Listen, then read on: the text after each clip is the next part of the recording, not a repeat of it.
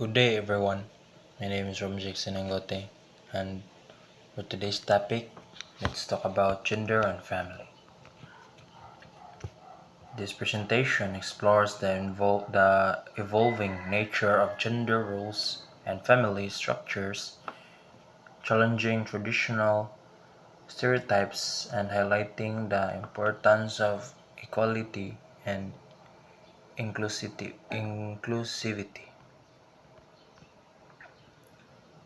So, defining gender roles in the household, so there are two. What is traditional expectation and what is modern challenges? So traditional expectations, historically, gender roles in the home have been largely defined by societal expectations, with women often assuming primary responsibility for housework and childcare. So man siya ang traditional expectation about sa family, like ang mama gyud mo'y bilin sa balay and then ang papa mo'y mangitag kwarta. Next, we have modern challenges. Modern families are increasingly challenging these norms, with both parents sharing household responsibilities and childcare in more equitable ways. So, kani nga modern challenges, kanang wala na sila, kanang lahi na, dili na ang katong traditional ways. So, ang kaning modern challenges, both parents na ang share sila sa responsibilities. If kaya manarbaho sa papa, kaya po sa mama. So, what are the two types of shifting power dynamics in domestic labor? First, we have shared responsibilities. More couples are actively engaging in open discussions about dividing domestic tasks and finding solutions that work for both partners. So, shared responsibilities. Like,